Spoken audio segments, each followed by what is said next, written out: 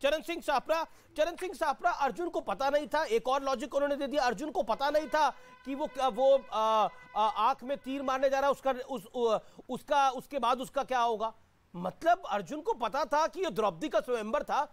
इतिहास में लिखा है, पुराणों में लिखा है, महाभारत में लिखा है, और अर्जुन को पता नहीं था। इसको अल्प ज्ञान बोलेंगे, सामान्य ज्ञान बोलेंगे, या बोलेंगे कि गलती से मिस्टेक हो गया। नहीं, देखिए उसके बाद में भी एक दो लाइन श्री राहुल गांधी जी ने कही है, जो आपने भी प्रेस कॉन्फ्रेंस देखी होगी, मैंने भी देखी है। उसमें उन्होंने कहा कि कर्म किए जा, फल की इच्छा ना रख तू इंसान। यानी उन्होंने कांग्रेस पार्टी के कार्यकर्ता को कहा कि तू कर्म किए जा, फल की इच्छा मत रखना, अच्छे कर्म कर। जमीन से जुड़े हुए जो लोग हैं, जो वो 3570 किलोमीटर चल रहे हैं, लाखों लोग रोज उनको मिल रहे हैं, लोगों के आंसू पोंछ रहे हैं, लोगों का दुख दर्द बांट रहे हैं, दुख दर्द समझ रहे हैं। आज भारत के अंदर जमीनी परिस्थिति क्या है उसको राहुल गांधी जी समझ चुके हैं, और इसलिए वो कह रहे हैं कि यह कांग्रेस के कार्यकर्ता तू फल की इच्छा मत रखना। लेकिन अर्जुन गांधी ने तो ये कहा था। चरण सिंह सापरा, अर्जुन वाला ओके, अर्जुन जब मछली की आंख में तीर मार रहा था, ये आपको किस क्लास में पता लग गया था? कौन सी कक्षा में पता लगा था आपको? नहीं, ये तो देखिए, अर्जुन जब तीर मार रहे थे, ये सारा इतिहास हमने भी पढ़ा है, सबने पढ़ा है। लेकिन राहुल जी कौन सी कक्षा में आपको पता लग गया था? अगर वो मैं आपसे सवाल पूछ रहा हूं, कौन सी कक्षा में पता लग गया था? अगर समझो, अरे मैं आपसे पूछ रहा हूं, मैं आपको बता दूंगा मुझे कौन सी क्लास में पता लगा। इच्छा ना रख तू इंसान।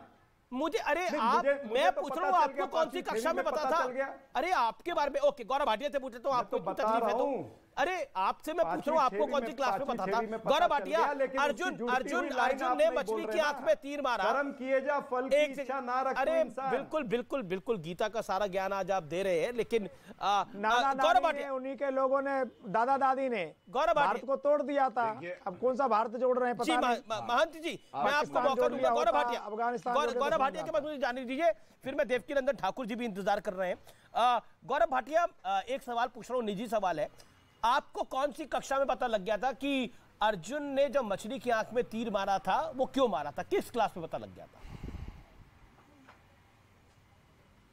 अमीर जी, देखिए, सबसे पहले चाहे आप हो चाहे हम हो और बाकी भी यहाँ पैनलिस्ट बैठे हैं, कुछ को छोड़ दीजिए, ये किसी क्लासरूम में पढ़ाने की बात नहीं है। ये तो हर माता पिता अपने पुत्र को अर्जुन का उदाहरण देके बता देता है। जब वो गौरव भाटिया, आपके पास ये जानकारी कब थी? मतलब मैं वैसे ही पूछ रहा हूँ सामान्य तौर पर, तीसरी चौथी में। हाँ, सामान्य ज्ञान के लिए पूछ रहे हैं तो मैं इतना ही कहूंगा कि कक्षा 1 से पहले घर में ही पता चल गया था, माता पिताजी ने बता दिया था। लेकिन एक बात जरूर कहूंगा, इससे आप राहुल गांधी का जो ज्ञान है वो उजागर कर रहे हैं, और राहुल गांधी को खुद नहीं पता कि उनको क्या नहीं पता। अब मैं आपको एक दो बातें बताता हूं। देखिए, आपने कहा ना कि अर्जुन को मछली की आंख दिखाई दे रही थी, तो कोई बड़ी बात नहीं है। यहां जो चाटुकार बैठे हैं अमीर जी, राहुल गांधी ने भी संसद में आंख मारी थी। तुलना कर दे अर्जुन से कि देखिए, मछली की आंख देख के अर्जुन ने तीर चलाया और आंख को भेदा, ऐसे ही राहुल गांधी ने आंख चलाई पार्लियामेंट में, इसलिए वो अर्जुन समान है। मैं एक बात कहना चाहता हूं, कौन पार्टी है जो अपने नेता को तपस्वी बताए, और ये कैसा तपस्वी है ये आपको समझना होगा। ये तपस्वी आधुनिक युग का है जो भ्रष्टाचार के आरोप में बेल पे बाहर है, पहला। दूसरा, ये वो तपस्वी है जो वंशवाद की उपज है। इसने कभी तप नहीं किया। हाँ, तपी नहीं है, ये पापी जरूर है। जवाब। एक तपस्वी तो केवल तपस्या करना जानता है, एक सांसद की तपस्या पार्लियामेंट जाना होता है। और राहुल गांधी की पार्लियामेंट में attendance winter session of 2022 and 2020 शून्य रही अंडा। मतलब ये तपस्वी पूरा वेतन लेता है जनता की कमाई का, लेकिन पार्लियामेंट नहीं जाता है। जवाब आप मुझे बताइए। चरण सिंह सापरा 40 सेकंड्स।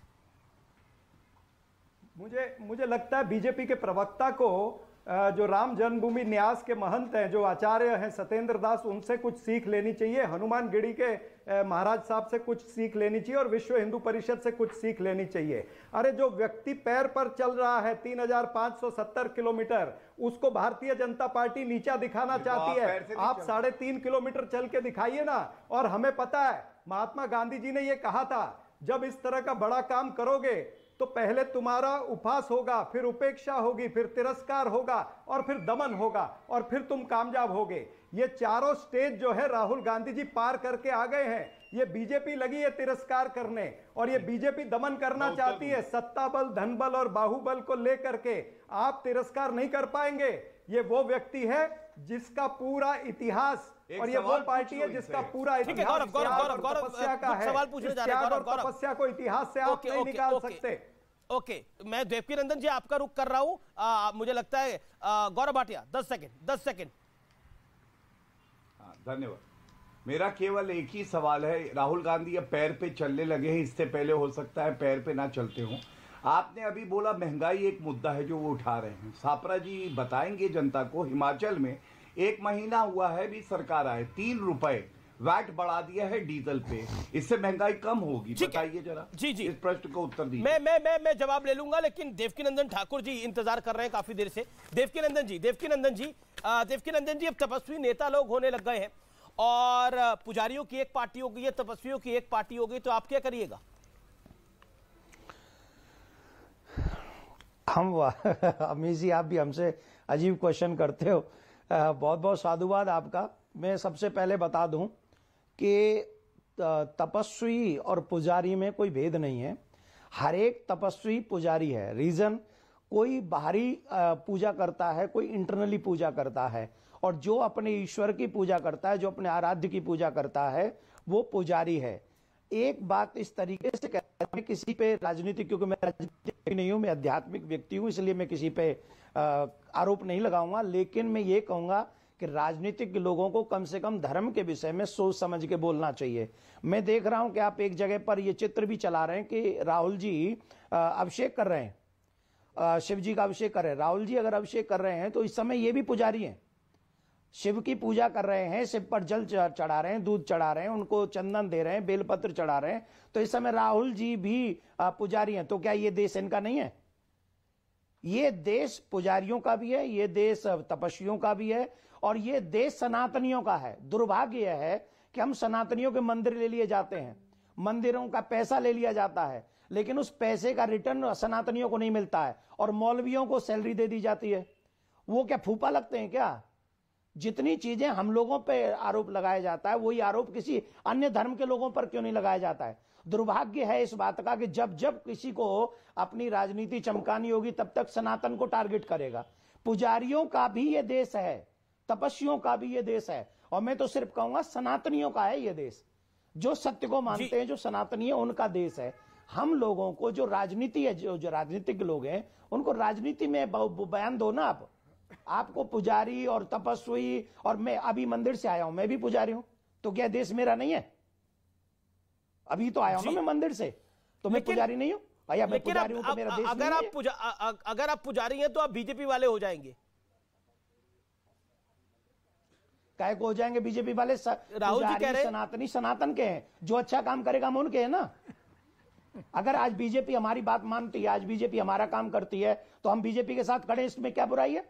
अगर ये कांग्रेस कर लेती तो आज हम उनके साथ खड़े होते। क्यों नहीं उस समय जमुना लाई? हम तो खुद गए थे पदयात्रा करके जमुना जी का शुद्धिकरण करने के लिए। जिस समय मनमोहन जी की सरकार थी, उस समय गए थे, क्यों नहीं उन्होंने स्वीकार किया था उस समय? मैं अगर कर लेते तो आज उनके साथ खड़े होते हम। जी देवकीनंदन जी, आपने बड़ी महत्वपूर्ण बात करी है। देवकीनंदन ठाकुर जी जाने माने कथावाचक है, उनका परिचय मुझे आपको देने की जरूरत नहीं है सापरा साहब, लेकिन उन्होंने जो बात कही वो बड़ी लॉजिकल है। ये देश पुजारियों का भी है, ये देश तपस्वियों का भी है। हर व्यक्ति तपस्वी ही पुजारी है। क्या आपको लगता नहीं है कि एक ये बयान देकर कहीं ना कहीं आपने यात्रा में जो आपने पुण्य कमाया उसको आप धो रहे हैं? इसको उस दृष्टि से देखा जाएगा। क्या क्यों जरूरत थी इसकी तुलना की, यात्रा जो पुजारी और तपस्वी की? क्यों करा गया ये किसी और धर्म के साथ क्यों नहीं होता?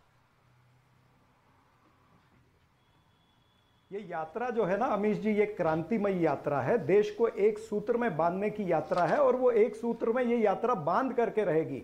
मैंने पहले भी आपको कहा कि राहुल सर गांधी जी का जो आप कहने तो का मतलब था पुजारी हिंदुओं का में कि तपस्वी और बीजेपी पुजारियों को अलग कर रहे हो। आप कह रहे हो कि मुझे बोलने दीजिए ना, ये एक सूत्र नहीं में आपने बोला सारी बात- आपने बोला कि ये यात्रा यात्रा जो है वो एक परिणय सूत्र में बांटने की यात्रा है। देवकीनंदन जी कुछ कह रहे थे। देवकीनंदन जी बोलिए। अमीश जी देवकीनंदन जी 10 सेकंड जी सापरा जी उनका जो सापरा जी मन में है वो हाथ बोलिए जोड़ के। देवकीनंदन जी। नहीं, मुझे देवकीनंदन जी मैं अगर 30 मैं ब्रेक ले सेकंड रहा हूं, मैं ब्रेक ले रहा हूं, मैं ब्रेक के तुरंत बाद